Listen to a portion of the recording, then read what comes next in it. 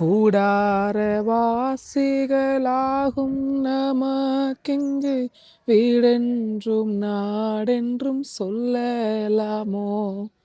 கூடாரவாசிகளாகும் நமக்கெங்கு வீடென்றும் நாடென்றும் சொல்லலாமோ?